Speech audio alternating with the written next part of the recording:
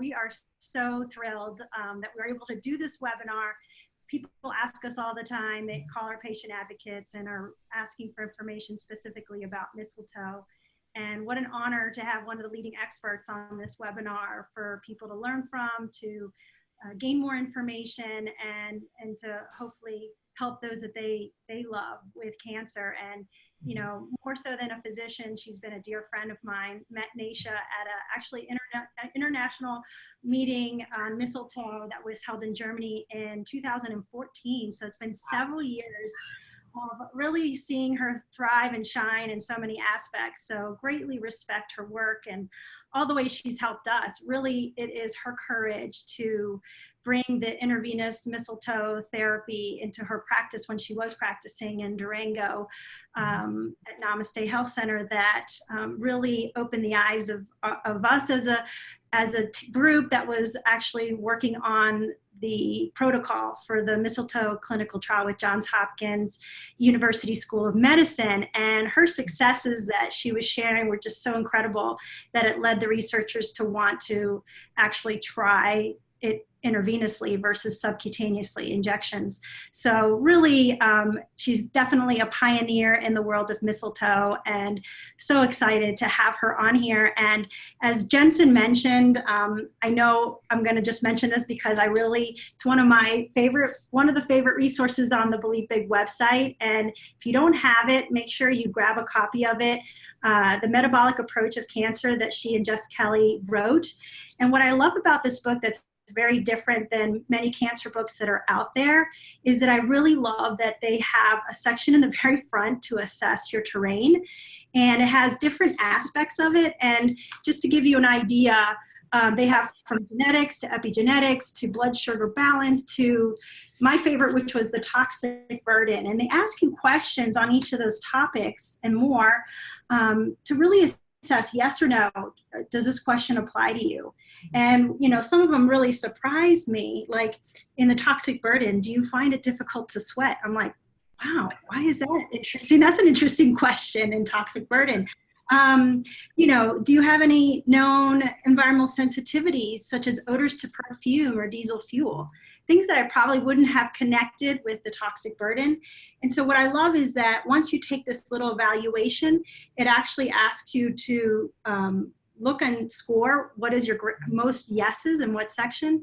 And then it allows you to focus in on that area that is most critical to your particular terrain. So really awesome book for anyone that you know that has cancer, or for your information to prevent cancer as well. So if you also go to drnaisha.com, she has this beautiful resource on there that's free, and it is called The 5 Steps to Take After Cancer Diagnosis. It's a guide, and you can just go right to her website and downloads immediately. It's a great resource if you hear the words you have cancer. Great first steps to really breathe and to really evaluate things before rushing into treatment. So I really love that guide that she put up there.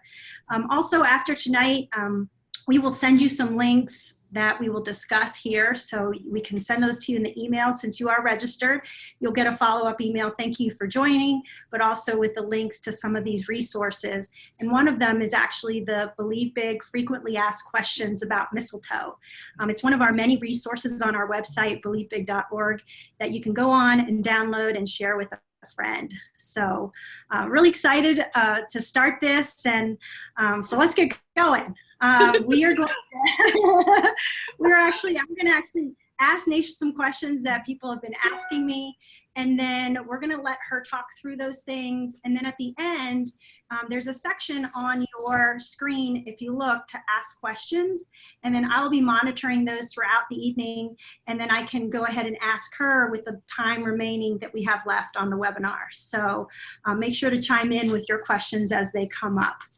All right, so Naisha, why don't we go ahead and start with the beginning? So can you briefly share with us about mistletoe and the history of it in regards to treating cancer? Absolutely. And first of all, thank you again for that little intro as well. And I really appreciate that you brought to everyone's attention that what we're talking about from the book is also for people that don't have cancer. I mean, we've talked about that the only real cure for cancer is prevention. And so I really want this information out there so we can avoid being 1 in 2 men and 1 in 2.4 women in the United States expected to have cancer in their lifetime, that we can avoid to be one of the 1,600 people a day that succumb to this disease in this country, and to avoid being a doubling of our cancer statistics by the year 2030. So even though our discussion tonight is more solution-based with regards to a therapy that's coming upon its 100th birthday, perhaps in the future we can have, and I believe we do have coming up, some that are a bit more of why are we here? How did we get here? So I just appreciate you kind of planting that seed for everyone to be considering as we're having this conversation, because we won't spend the time into the why.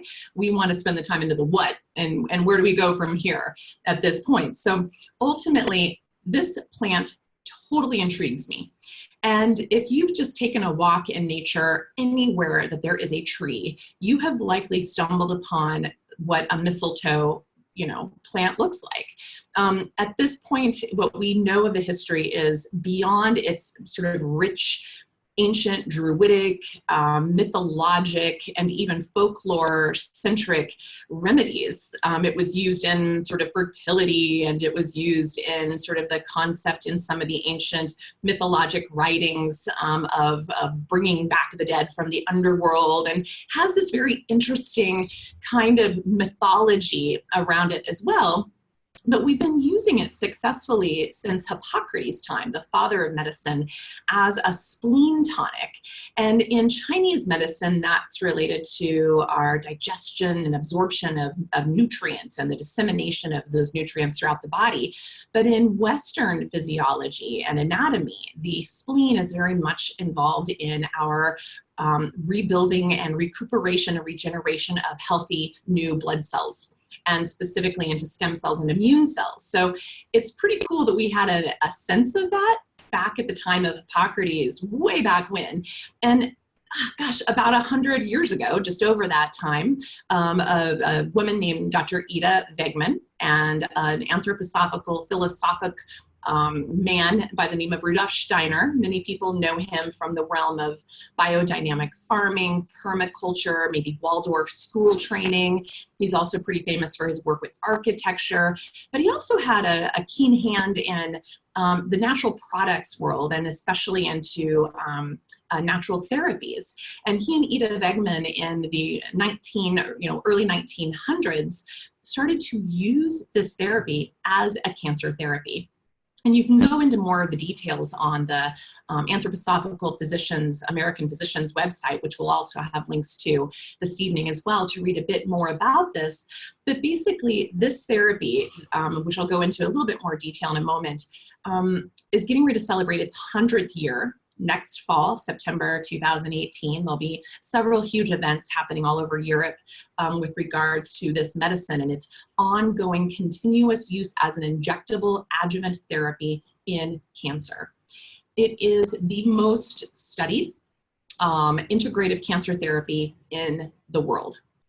If you have been diagnosed with cancer and you live in Europe, especially if you live in places like France, Switzerland, Austria, and Germany, you have about an 85% chance of having this therapy woven into your therapy, into your treatment for cancer somewhere along the way. And if you live in the rest of Europe, you have around a 65% chance of that therapy showing up at your doorstep to support you through this process somewhere along the way. That's so shocking to me that it's almost unheard of in this country.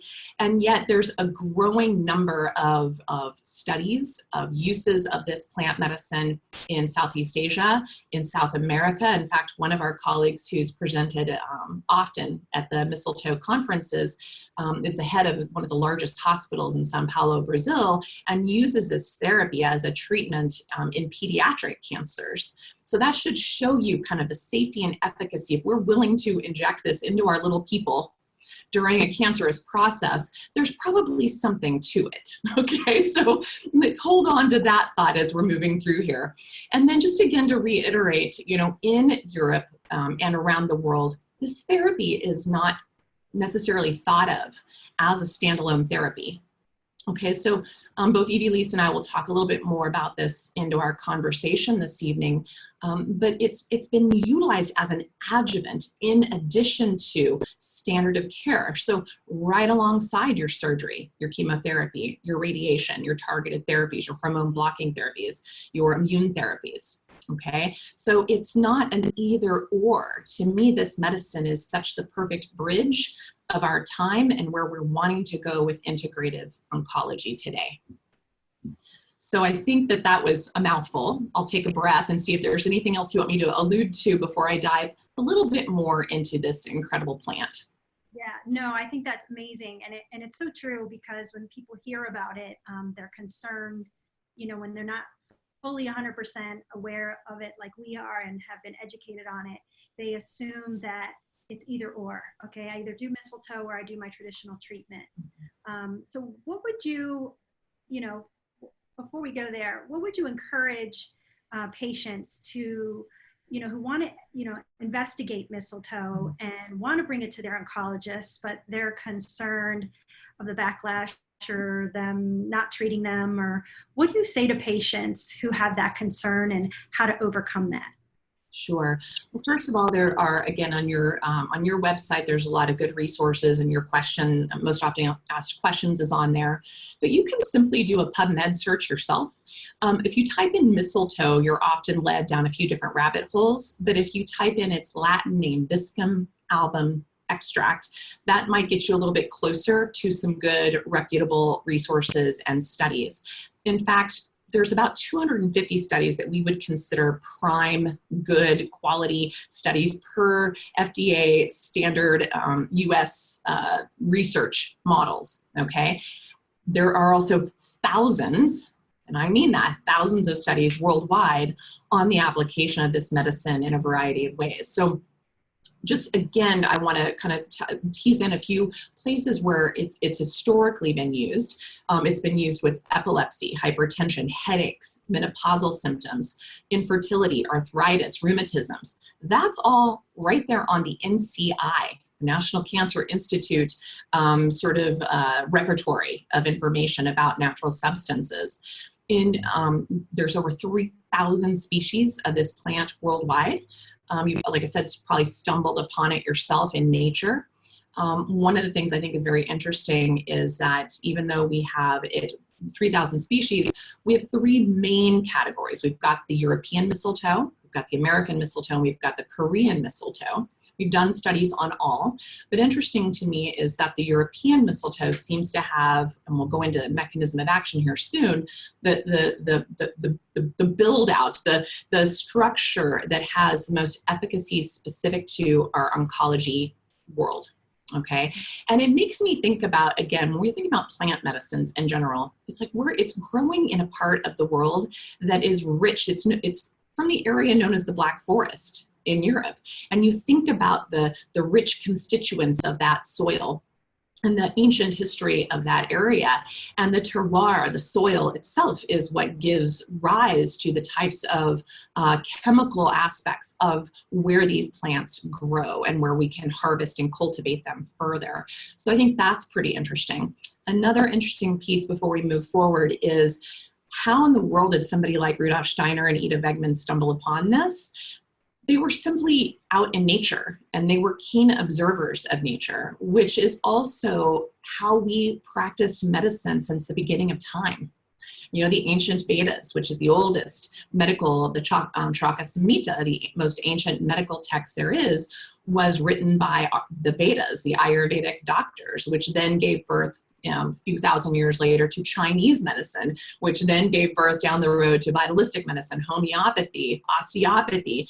And so the common theme of these vitalistic medical programs was a keen observation of nature and what's around us in nature. So for instance, when Rudolf Steiner noted this semi-parasitic plant that blooms in the winter. That's why you see those little berries that we hang over door stops that we can make out under, which is completely out of the rhythm of the host tree, which has gone dormant and cold, hibernated for the winter. And it also grows towards its own center, and it never touches the ground. This reminded him of a cancerous process, that utter loss of rhythm and connection to the natural flow and process of the body. In fact, in anthroposophical medicine, cancer itself is often considered a disease of complete loss of our rhythm, of our pattern. And it's no wonder living on the planet today with lots of unnatural circumstances around us that we've lost our way, that we've lost that rhythm, and our cells have lost their rhythm and their connection and communication to the outside world. And so I just thought that was a pretty interesting concept to look at here. And when you look at this plant, if you just simply took the plant and crushed it up and ate it, or took it as a tincture, it has a very different personality, and in fact, a toxicity that's not recommended. We don't recommend you run out and take this in an oral tincture because it's actually quite toxic.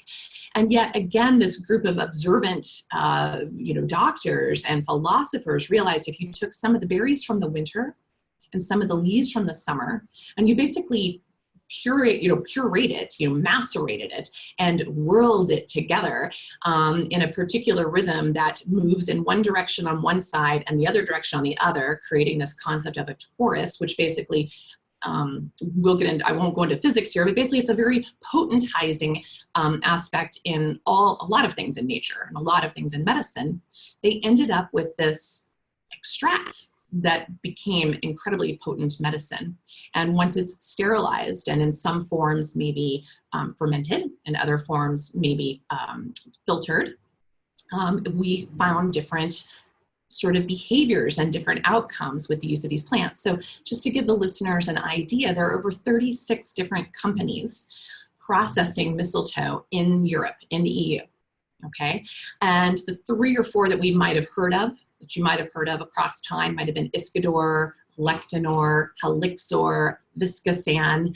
Currently in the United States, the only one we have access to is Viscosan, which is the exact same product as Helixor, just relabeled in this country. But basically, each of them vary a little bit by the way they were manufactured, by the way they were harvested, by the way they were distilled or fermented or filtered. And so each of them have a little bit of a different characteristic, and therefore a different sort of affiliation with a particular tumor type or condition of the patient. So I want that to be known, because I think sometimes we think it's a one size fits all and that everyone gets the same dose and the same potency and the same form. And yet there are many varieties to this. And there's a time and a place when you've had some expertise, which we hope to bring on some of the thought leaders of this and do a 3-day intensive in June, which Jensen talked about, and you'll see again at the end of our presentation to dive deeper into this. But you've got to realize that this plant, when it's been used rightfully with the right group of patients at the right time, specific to their gender, their condition, their tumor type, their staging, their types of other therapies they're bringing on board, this therapy can be very effective as a subcutaneous injection, an intravenous injection, in many parts of the world, an intratumoral, peritoneal, or pleural injection, meaning into the abdominal cavity or into the lung cavity or directly into a tumor itself. And so even what we see and do here in the United States is just a fraction of what we're doing abroad. So I wanted to make sure I rounded out a little bit richer history and different uses and applications and even different names that may elude a lot of people here in our country, because we are a bit limited in what we have access to and the way we can apply it in this country. Yes, that is so, thank you for sharing that, because it's so important. It's so important because a lot of people hear mistletoe, or they've heard my story or other stories, and they're searching for mistletoe. And unlike a supplement, you really have to be, really has to be prescribed by a physician who has been trained in it. Because as you said, I love that it's very individualized. It's based on your cancer type, it's based on your gender, it's based on where you are in your cancer journey. and what your body responds to. And you really need someone who is very familiar with mistletoe. And if you, right now, if you go onto believeBig.org, there is, if you look under resources, there's a tab, drop down menu that says Find Mistletoe Physician. And so we vetted several physicians throughout the country that are trained in mistletoe, that we know have been trained on mistletoe. So it's really, really important that people on this call know that it's not something you just go to the vitamin shop or get online and I'm going to start taking it. It really has to be prescribed by someone, a naturopathic physician, a DO, or an MD who knows mistletoe. So thank you for sharing that. Which brings me to the question that I get asked all the time is it effective for all cancers? I know that there is some variance in information when it comes specifically to brain cancer. I've been told in the past that it doesn't cross the blood-brain barrier, and so it's good for quality of life, but may not be effective for tumor regression. So can you touch on that, or what types of cancers you found it to be most effective in, or what types of cancers you used to prescribe or that physicians actually prescribe it for? Such a good question. And you're right, there's a lot of misinformation, confusion, and definitely some nuances that just take time as an experienced provider with this medicine. But basically, a quick brief breakdown is you can get a lot of varieties of what trees the medicines grow on. But what we mostly are familiar with, at least in the West, is the apple, which is the the mallee series, the fir, which is the abies, and the pine, the pinus, P-I-N-I-S series. Also in some of the forms like Iscador, you might have run across the Q, which comes from the oak, or the Fraxini, which comes from the ash. But both of those are actually considered subtypes of the apple, of the mallee. So these are just some nuances that if you're running across, if you happen to be on one that says, I'm taking an A series, you'll know what I'm talking about here. And these are based on tumor types and genders and tissue types and levels of strength in the organism of the host, or the body, the person who's dealing with cancer. So that's something to keep in mind. So basically, when I talked about the different forms that you'll find, what we get access mostly to here in the United States is the Viscosan, and we'll typically see the M, the A, or the P series that will be used for this. Specifically, for instance, when you asked about the tumor types, where I have personally seen the biggest impact of this. Now, this might differ from my colleagues' experience, so please know this is just one practitioner speaking to their own experience with this. Is I've seen it to have best outcomes in patients with any pelvic, genital, urinary, gastric-based cancers. So basically anything along stomach, colorectal, rectal cancer, anal cancer, anything in the pelvic girdle of especially ovarian, uterine, cervical nature. Okay, so I've seen really beautiful responses in that. And I've also seen really powerful responses in a lot of the immunogenic type of cancers. So when I say that, what I mean are like things like squamous cell cancers, whether they're in the lung or the cervix or the rectum, or whether we've seen a cancer that's related, like renal cell carcinomas are very immunogenic, as are bladder, meaning they've got a lot of issues around dysregulated immune function.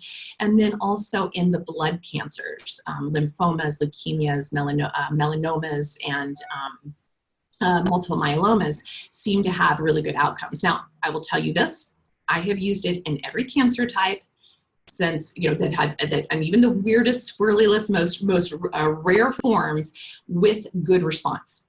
Okay, and so that's important to keep in mind, that does not negate you if you've got pancreatic or primary liver cancer or even brain cancer. So let's talk about that for a moment, because I was trained in Iscador at first. Okay, when I was trained in the use of Iscador, I was told it was an absolute contraindication for brain cancers.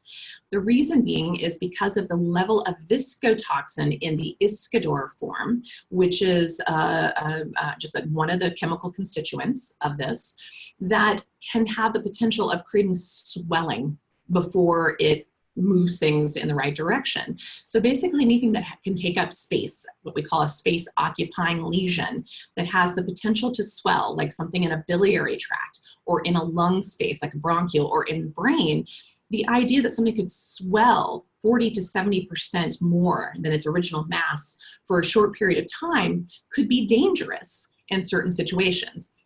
And the nature of viscotoxins create a little bit more of that inflammatory cytokine release initially.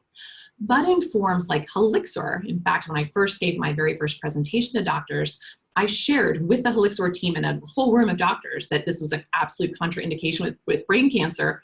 And the Helixor people basically raised their hand and said, that is not true at all. In fact, in the Helixor realm, which is the viscosand form, it actually is utilized quite regularly with brain cancers and does not have that same space occupying lesion concern that we have with the Iscador form.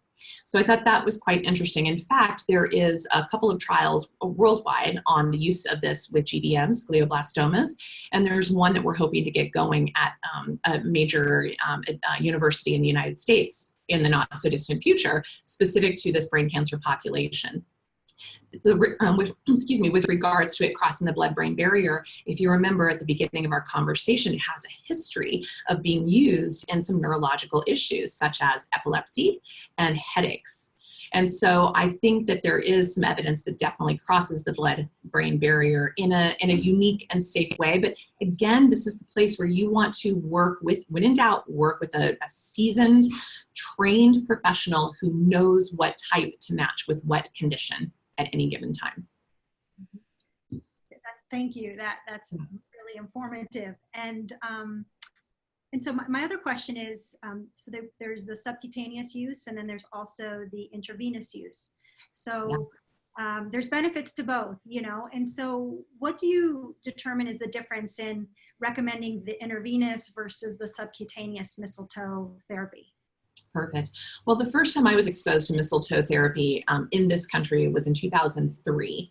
And up until 2014, so for 11 years, that is the only form I had access to, knew anything about, applied to myself, applied to others, was in a subcutaneous form. And as far as I knew, that was all there was. Okay. And it wasn't until the big aha moment where you and I met in 2014 that I realized this could be used in a variety of ways beyond the subcutaneous way. So that being said, I had just as good of outcomes with the subcutaneous approach as I did when I started implementing intravenous approaches. But when I started to understand and learn at the conferences and colleagues who've been teaching me this along the way, was that the IV application can be very, very effective in folks in more like a palliative state, very much like end of life care. It can be very, very helpful with extreme tumor burden that needs a little bit of a bigger pushback at a given time, especially if someone's condition is rapidly failing. So in fact, one of my very first experiences with IV mistletoe was for someone who was not responding to opiates any longer in hospice, literally days from crossing over, you know, from launching out of their physical form.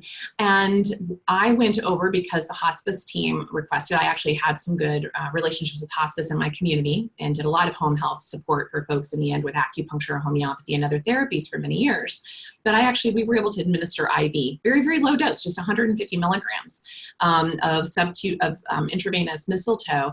And this person literally was in a kind of a coma-like state, opened their eyes, the flesh came back to their cheeks. They actually asked for food and water. And that was in September 2014, and that person is still alive today. Wow. Now, let me just say that is not likely a normal response, okay? There was one of those moments of, did that just happen? I mean, it was sort of like we all sort of saw a ghost, okay?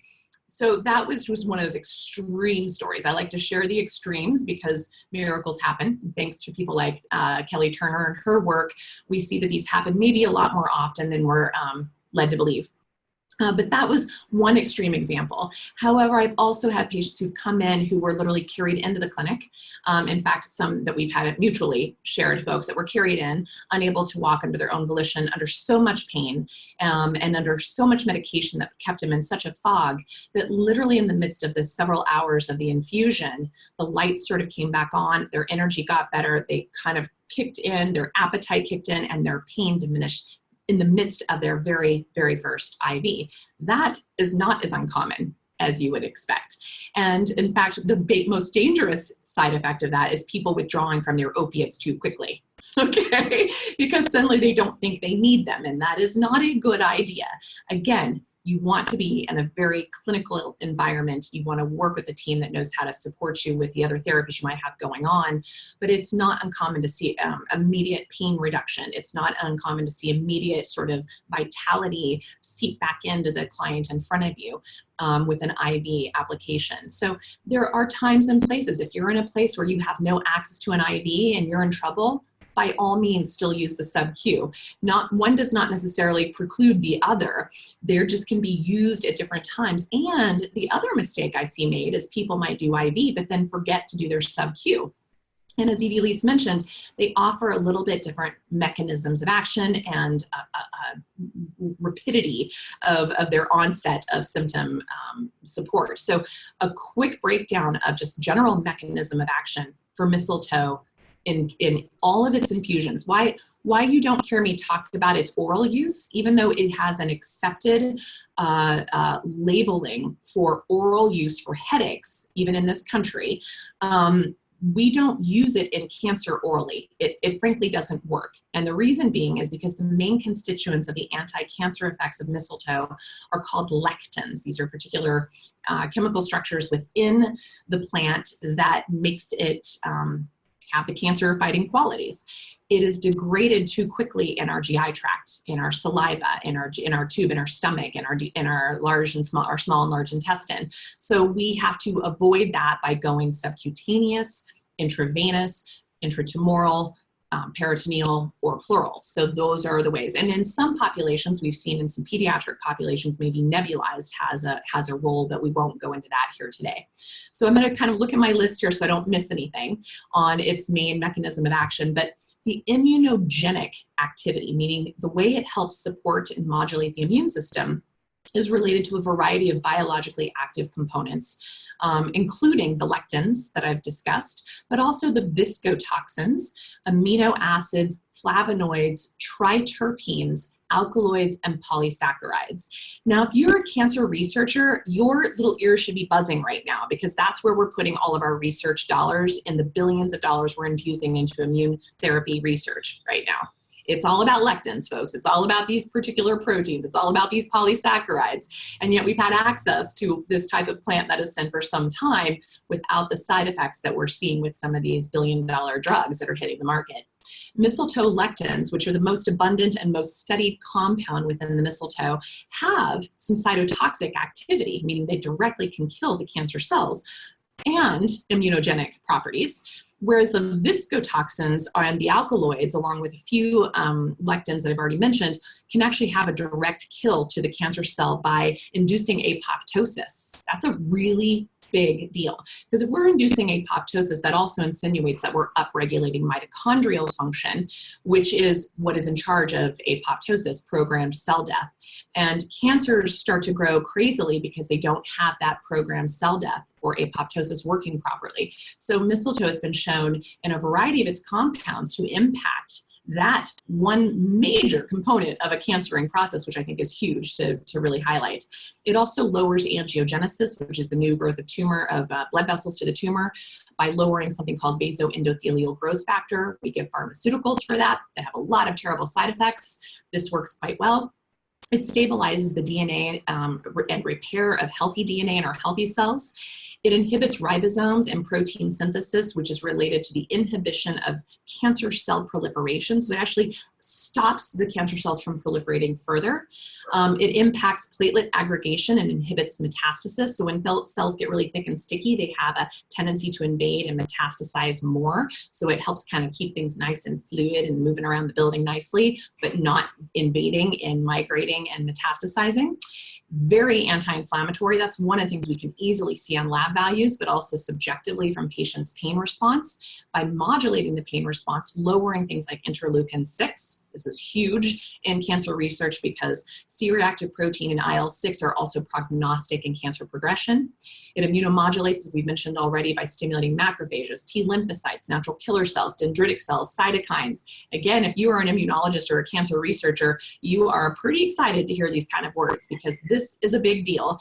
It acts like a fever-inducing therapy similar to things like Coley's toxins, which you can go and Google and learn about, interleukin-2 therapy, and even a lot of the immune therapies we're putting out on the market today. It stimulates the marrow, very similar to Neupogen, Neulasta, which are very toxic and oxidatively stressful, inducing medications. And yet this medication of the mistletoe can help keep the blood counts to a point where you can easily get through your conventional therapies without injecting a $10,000 shot into your body and creating even more problems down the road. It's well known to enhance overall quality of life, including mental well-being and lifting of the fatigue that goes along with this diagnosis and treatment. Again, we've talked about its different ways of being administered, but overall, there's even a study that came out in 2001 by Kienle and Keen, a bunch of the German researchers, that showed that it can actually increase survival rate over 40% in colorectal cancers, anal cancers, breast carcinomas, non-small lung carcinomas, and stomach cancers. That is pretty juicy. And I know I'm not even hitting on all of them, but I wanted to make sure that the listeners got an idea that we didn't just pull these concepts out of nowhere. These are well organized, and the only studies I'm speaking to here are the ones that we would even consider good studies, good quality studies in this country. And the few studies that are a little bit confusing were frankly just poorly designed models, because it is an individual treatment guided by the individual response for the individual at the time of their diagnosis, the tumor type, the patient constitution, the gender, etc. And it's very hard to create the proper study that goes with that approach of research. Wow. Wow. Big wow. Sorry about that. Everyone's like, it's amazing. It's amazing. I'm thankful for scientists and researchers like you that know all this information. And yeah, I've always heard, basically that the IV is 7 times stronger, as you said, that it can push back someone who's in the later stages. And the subcutaneous, is good for all, of course. I always like to mention too, and in sharing my story, and I tell people, is that it's just one piece of the puzzle. People always say, well, just give me some mistletoe and I'll be fine. And it's almost like I tell people that, you can go to the gym every single day and then you can go eat at McDonald's at night and you'll never lose the weight. So mistletoe is a large piece of the puzzle, but it's just one piece of the puzzle. And I want to make sure to make that clear. It's not the magic bullet. As Naisha was talking about, and also in her book, your terrain, there's so many aspects to it. And I think that's why cancer, it's so different than any other disease, in that there is a emotional component, there's a physical component, there's a relational component. There's so many stages and types of cancer that you really have to have it individualized. And that's what I love about mistletoe, is that it can support so many aspects of that. And so I really wanted to share that. People always say, well, so what did you do? And I was stage 4, and I combined the best of both worlds. I did have conventional surgery of my colon and my liver. And 2 weeks prior to my liver surgery, I started on the injections of mistletoe. At that time, I didn't know about the IV application. It wasn't even available here in the United States. But I added that, and my husband did a lot of research on supplementation and diet. We had the help of my anthroposophical physician, Dr. Hindenburger, and worked really amazingly with my oncologist, which is also very important to have. To have this team of physicians that are going to work together to help you heal is so vital. And so, thank you for mentioning all those aspects. And so, one other question that I think is really important to ask you as the physician, a lot of times people will say, well, will it counteract my treatment if it's an immune booster? What the doctors are trying to do is to suppress it so that then the chemotherapy can be effective. So if it has that immuno-boosting effect, then how does it not counteract treatment? And also, are there any side effects to it? You see people that you say is actually a response you want, the fever, or the isolated injection site area that shows a redness, that it's actually working for you, the specific dosage. So how do you respond to actually the side effects for the IV versus the subcutaneous? Okay, well, you're right. We actually do want to have a little bit of something. It's known as a cytokine release. It should be local. It should be at the injection site. For subcutaneous, we might have something different with the IV, which I'll go into in a moment, but the subcutaneous should be at the moment of injection at a 45-degree angle, and the subcutaneous level, which is important because that's where we access the B cells of our immune system, which send off all the signaling to the rest of the cells in the body and activate everything to do its job. So that being said, it should be a little bit red, raised, itchy, maybe a little burning at the site. It shouldn't be larger than, say, $0.50, and it shouldn't spike your fever above 100.4 degrees Fahrenheit. If it's overzealously stimulated into a higher fever or a higher redder spot, or the reaction lingers for more than 2 to 3 days, then you might want to take a little break, stop it for a couple days, and then dose down. Take a much lower dose, maybe a 50% reduction, and start slow. This is a simple, like, again, your body is the guide here. And interesting, you might have different responses at different times. You might be going along for a couple weeks and have barely anything, just a little tiny hint of red, and then suddenly get a big whammo.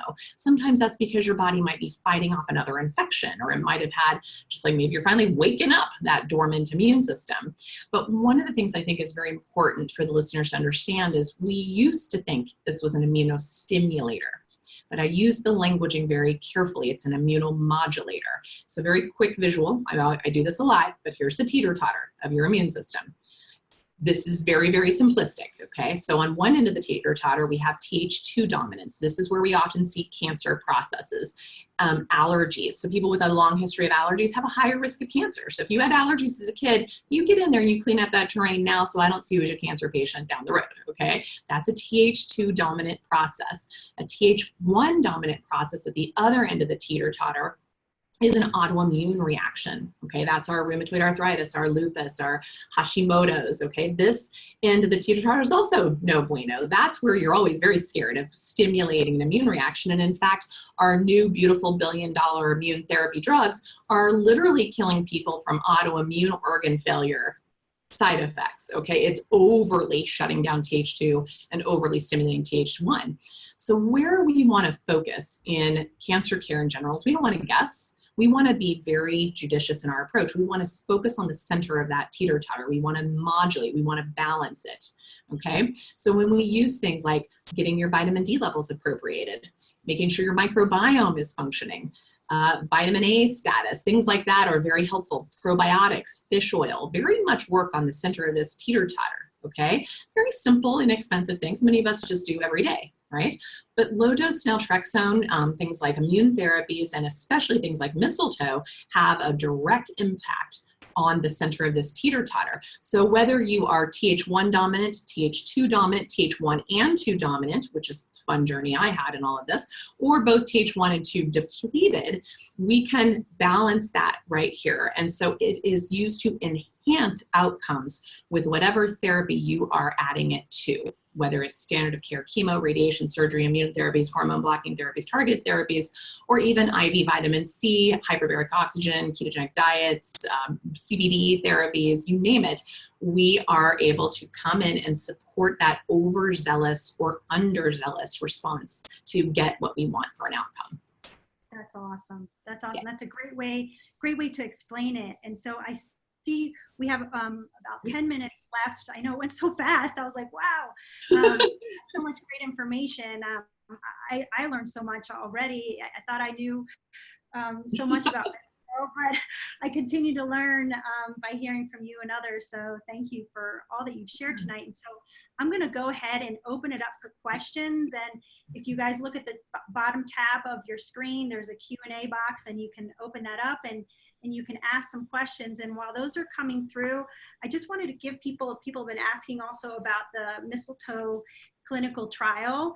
And so I just wanted to give you just a briefing about what it is and where you can get more information about it.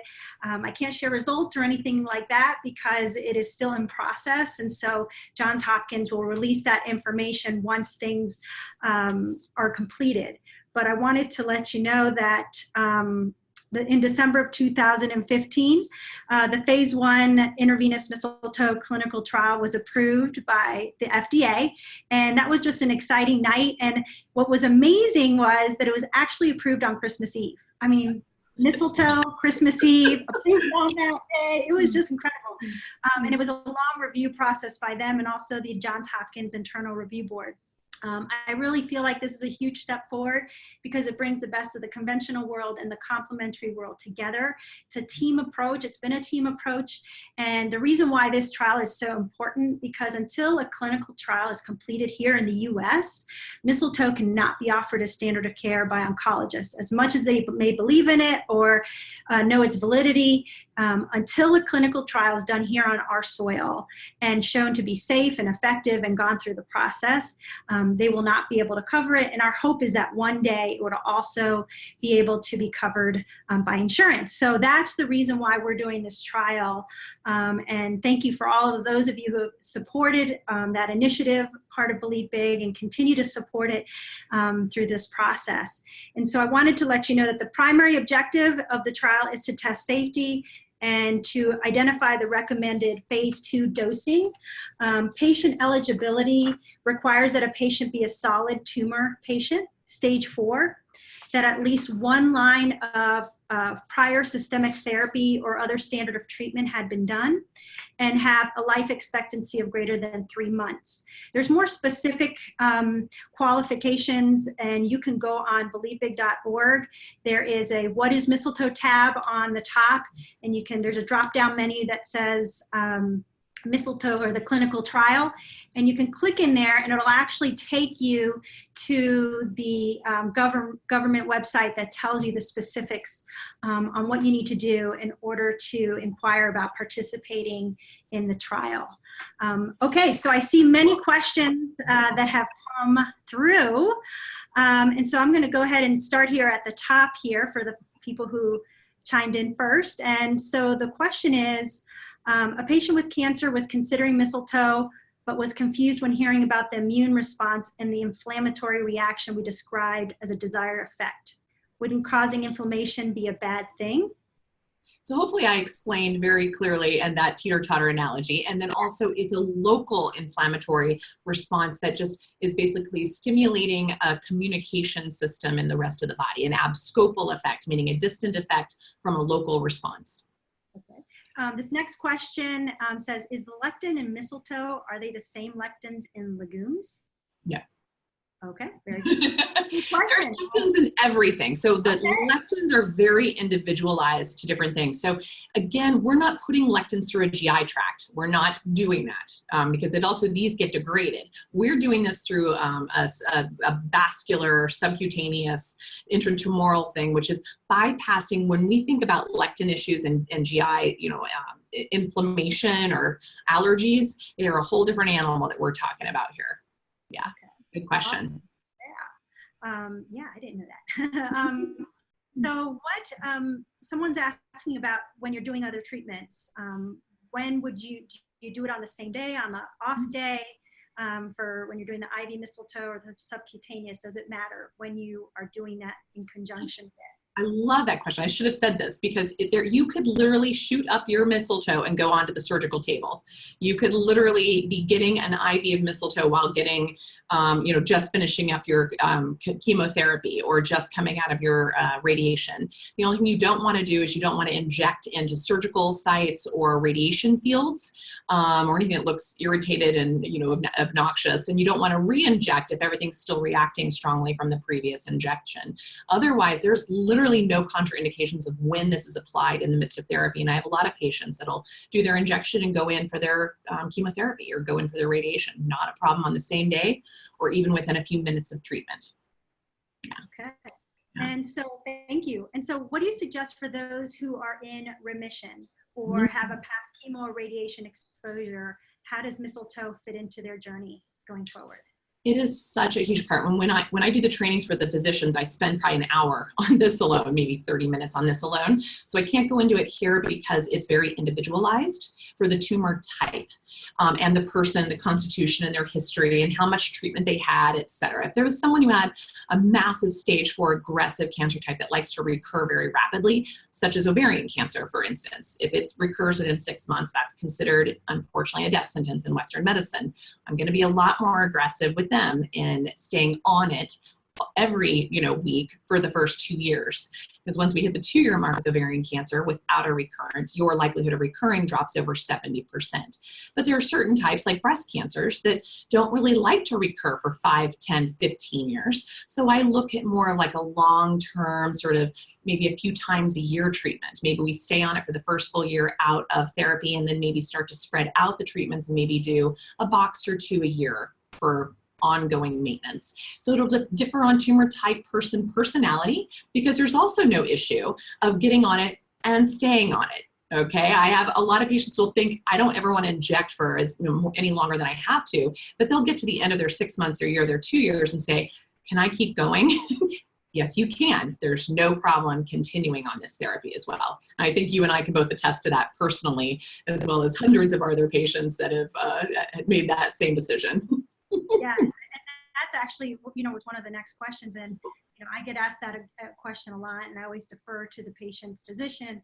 But for me personally, especially with my history with Lynch syndrome and just the positive effects of it versus the negative side of, say, even the cost, which is for me $150 a month, which is nothing to me when I'm looking at my health, how it improves my immune function and my outlook and so many other aspects besides the keeping my immune system strong to prevent a recurrence. But I'm here 10 years out and I still do my mistletoe injections. I do it in a maintenance version and I'm still getting a reaction, which they say is important. I've had to increase over the years, but been told by my physician who prescribed it that it's really a personal decision as to, it's that whole side of that emotional, physical connection that, having something that supports your immune system, but it supports you emotionally as well, and your outlook and life is really, really important. And so,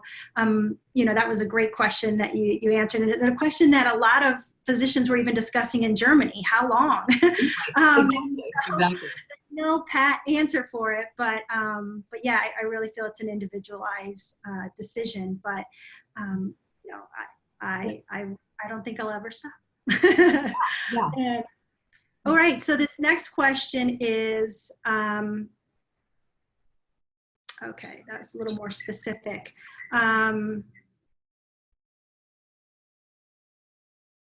Okay. Yeah, it's tough to get to the specifics without seeing the whole terrain, the whole constitution. So it's kind of dangerous and unethical, actually, for us to answer anything really individualized. Yeah. Yes. So I'm kind of looking through here. Yeah, I'm hoping we've covered a lot of people's questions. Are you saying? Yes. Not we good. Really good. And so I'm looking here.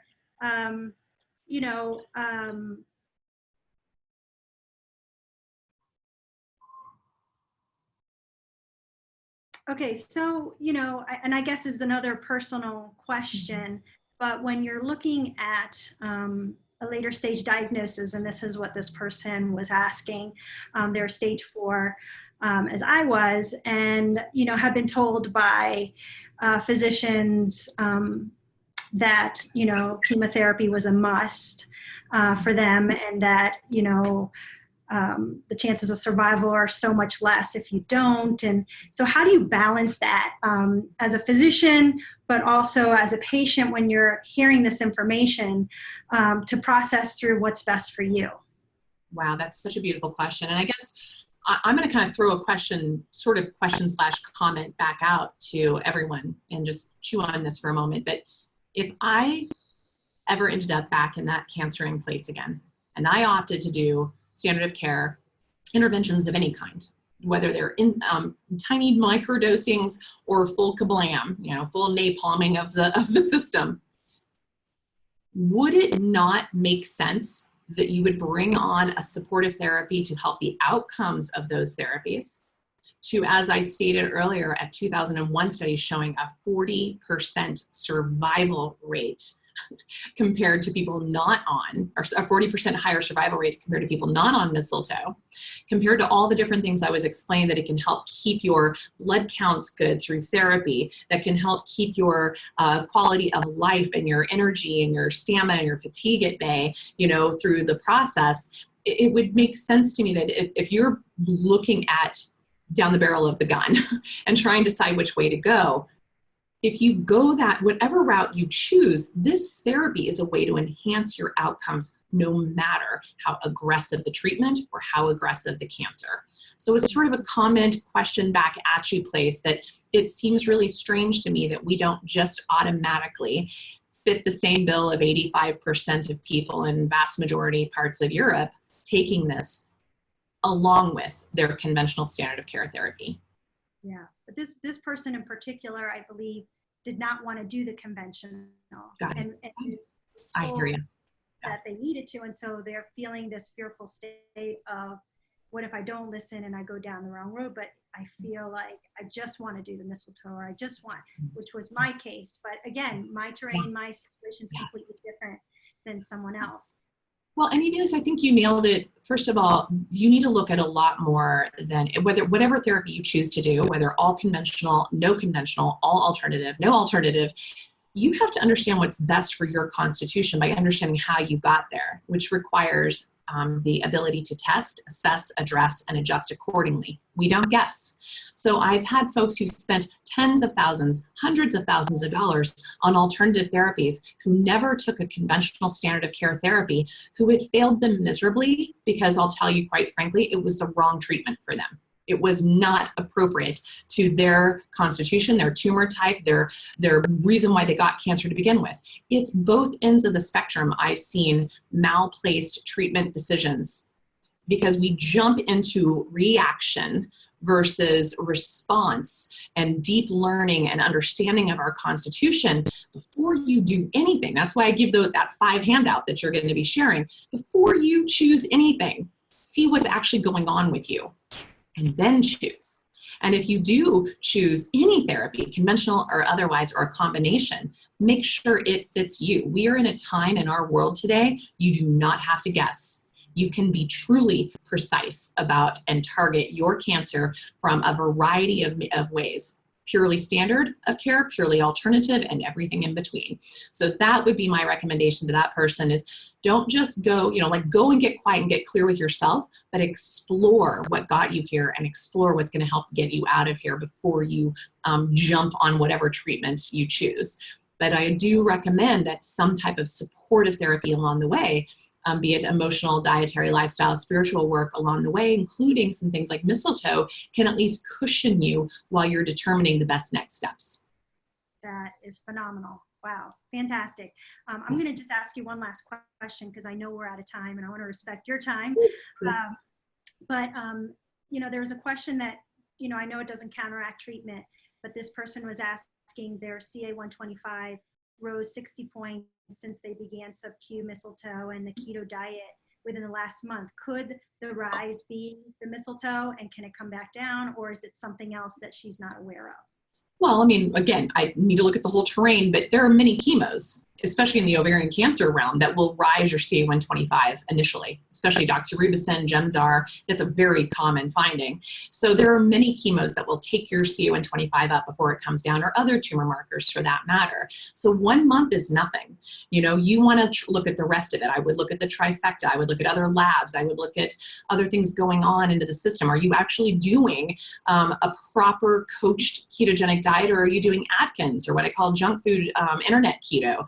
Are you doing a high meat keto? Are you doing, have you let go of all your veggies? There's so many components to this of how to answer that question. So please work with an integrated provider that can really assess your terrain for you, and also recognize that in the first initiation of a lot of therapies, especially therapies that have cytotoxic nature, you will see things swell and lyse. So there's actually a concept called tumor lysis.